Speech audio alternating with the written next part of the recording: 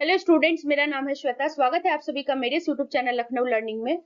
Listeners, आज के इस वीडियो में हम सिग्निफिकेंस ऑफ आईएफआरएस के बारे में जानेंगे कि इंपॉर्टेंट क्यों होता है। तो आइए स्टार्ट करते हैं। तो सबसे पहले आप स्क्रीन पर देख सकते हैं listeners, the significance of IFRS lies in their impact on financial reporting, investment decisions, and the overall functioning of global market.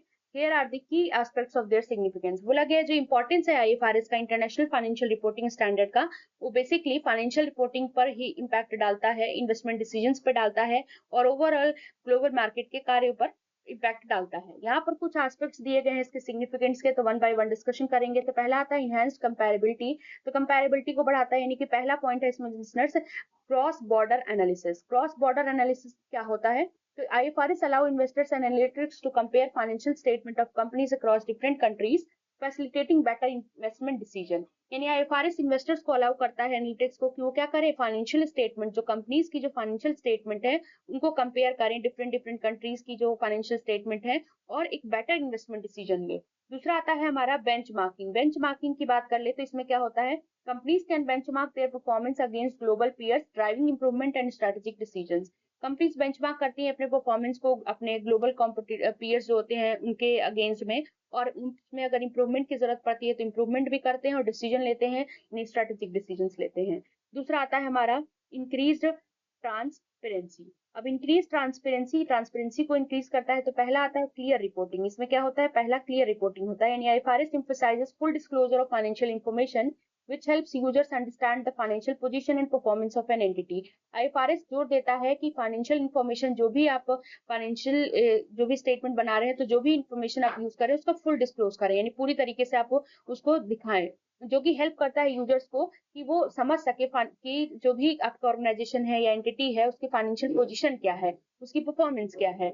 दूसरा आता है इन्वेस्टर्स कॉन्फिडेंस। तो इन्वेस्टर्स कॉन्फिडेंस में क्या बताया गया लिसनर्स, तो इसकी बात कर ले तो इसमें आता है transparency build trust among investors and stakeholders, encouraging investment and engagement. यानी ट्रांसपेरेंसी, यानी कि जब सब कुछ आपने दिखा दिया अपने फाइनेंशियल स्टेटमेंट के बारे में, तो उससे क्या होता है, इन्वेस्टर्स और स्टेक होल्डर्स के बीच में ट्रस्ट आ जाता है, ट्रस्ट डेवलप हो जाता है, विश्वास हो जाता है कि हाँ ये कंपनी अच्छी है, हम इन्वेस्ट कर सकते हैं, जो कि उनको इनकरेज करती है इन्वेस्टमेंट या एंगेजमेंट के लिए, यानी कि कंपनीज में इंगेज होने के लिए।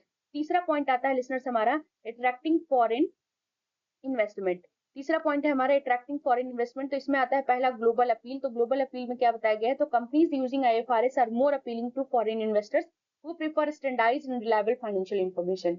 यानी कंपनीज आईएफआरएस का यूज करती हैं जो बेसिकली जो फॉरेन इन्वेस्टर्स हैं उनको भी अट्रैक्ट करती हैं, जो कि बेसिकली स्टैंडर्डाइज्ड और रिलायबल फाइनेंशियल इंफॉर्मेशन को देखते हैं। दूसरा आता है फैसिलिटेटिंग इंटरनेशनल लिस्टिंग्स।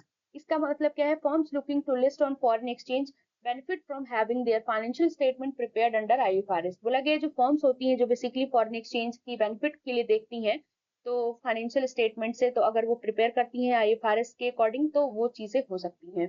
नेक्स्ट आता है, नेक्स्ट पॉइंट है लिसनर्स,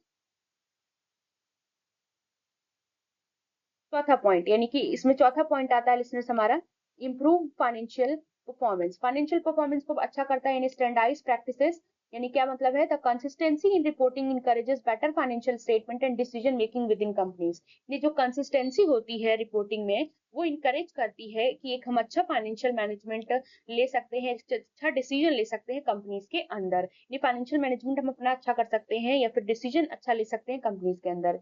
दूसरा आता है इनहेंस्ड अकाउंटेबिलिटी। तो लिसनर्स इसमें बताया गया कि companies are held to higher standard of accountability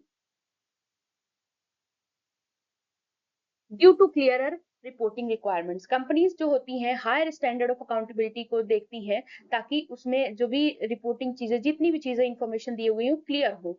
next आता है हमारा कि facilitation of merger and acquisition. अब ये लास्ट पॉइंट इसका डिस्कशन करूंगी मैं। तो facilitation of merger and acquisition में पहला पॉइंट है स्ट्रीमलाइन ड्यू डिलीजेंस। इसका क्या मतलब है, तो consistent financial reporting simplify the due diligence process during mergers and acquisitions, making transaction smoother and more transparent। यानी कि इसकी वजह से फाइनेंशियल रिपोर्टिंग हमारा बहुत सिंप्लीफाई हो जाता है, और मर्जर और एक्विजिशन के टाइम पे बहुत ज्यादा फायदा भी करता है, जिससे ट्रांजेक्शन हमारा स्मूदर और बहुत ही ज्यादा ट्रांसपेरेंट बनता है। दूसरा आता है बेटर वैल्यूएशन। बेटर वैल्यूएशन की बात करें तो इसमें क्या बताया गया है listeners, comparable financial data allow for more accurate value during negotiations. Comparable financial data होता है तो एक्यूरेट वैल्यूएशंस देगा, इसलिए इसका जरूरत होती है। तो लिसनर्स आज के लिए बस इतना ही।